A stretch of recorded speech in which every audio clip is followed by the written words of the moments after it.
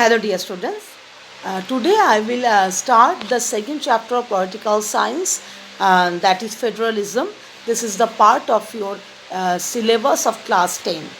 So, here I am Arpita Bhattacharya, and today I will start the video as a part of my online class. In today's video session, I will discuss about federalism, which includes the definition and explanation of federalism with example, types of federalism and their example, and federal structure of India.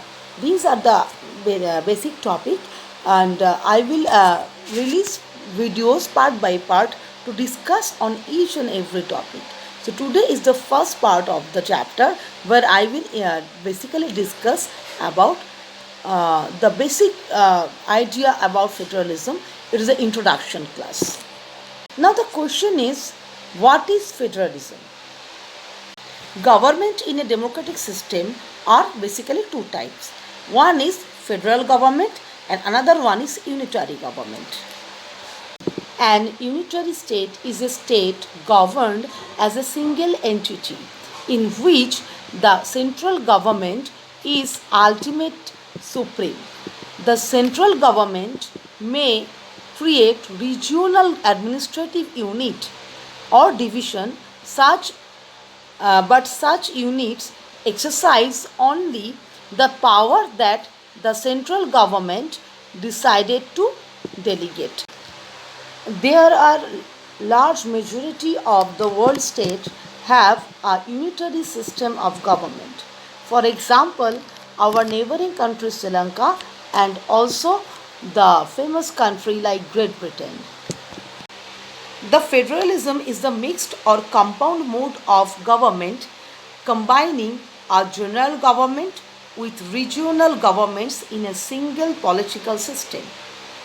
In a federal government, the power of government is divided between two levels of government, that is the central government and also the regional governments.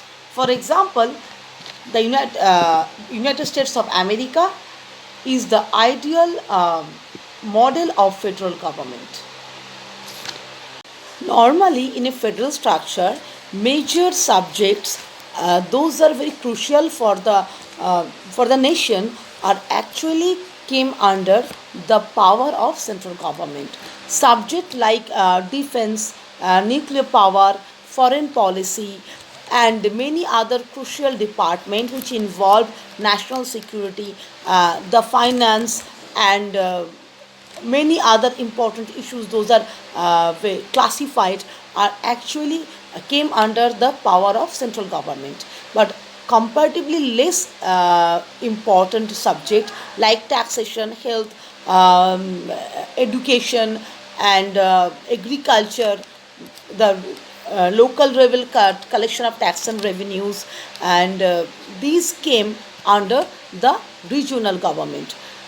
So that sometime these subjects are where the regional government can make law and central government can make law. But some subjects are so important that only central government can prepare law on it, and those subjects always came under the central authority. Like we have already discussed the defense, the nuclear power, the transportation, the finance or fiscal department, and these all are comparatively more crucial and important subject. And that is why when power is divided between central and the regional authority, central governments are always given the most crucial department and or crucial subject. Those are actually deciding factor for the nation's fate. Government in the democratic system are two types, we have already discussed, and now we will focus on the federal structure or federal government.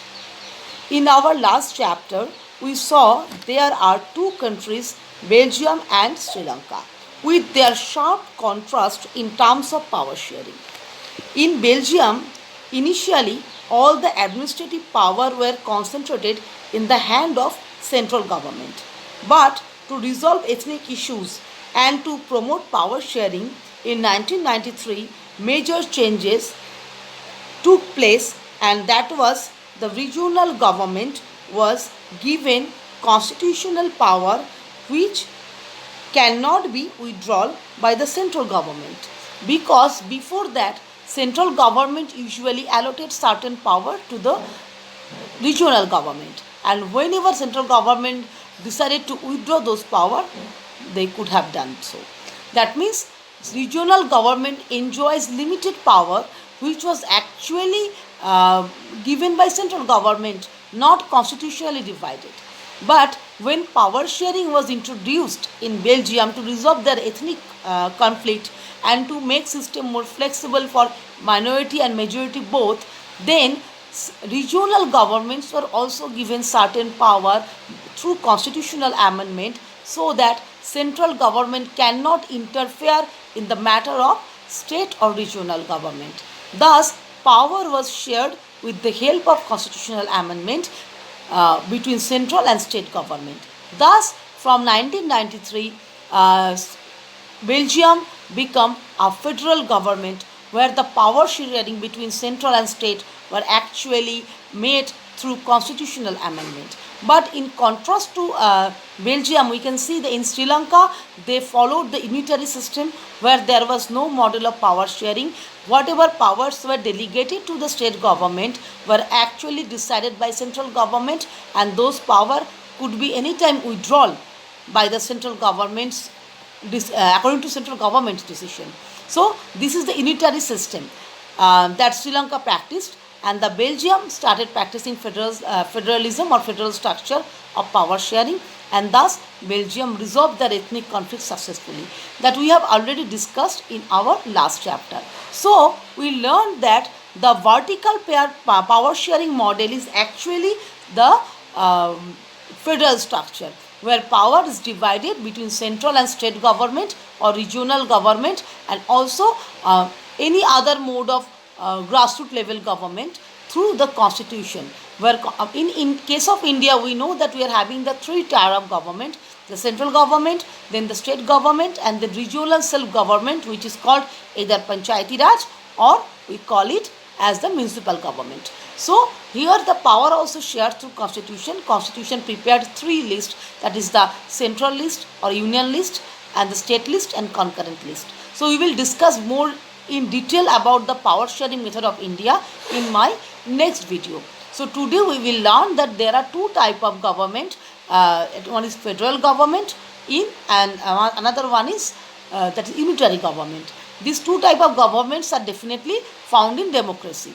So federal government, where power is shared between central and state authority through the constitutional amendment to the constitutional provisions, and in unitary government, the power, all the decision making powers, all the administrative powers are actually concentrated in the hand of central government. Central government can create regional government and give certain type of powers to the regional government, but those powers regional government cannot exercise freely. They have to depend on central government's permission, and those power can be anytime taken by the central government. Second part of the video, we will discuss about the major features of federal government, the constitutional provision, the administrative structure, the level, and the basic feature that is very beneficial for the democratic system, and how the federal structure is actually beneficial to resolve the conflict, to create system more open and more democratic, and how the state governments are getting autonomy in a limited term through this system, and the types of system of federal structure, that is the coming together federalism and holding together federalism. In my next video I will discuss.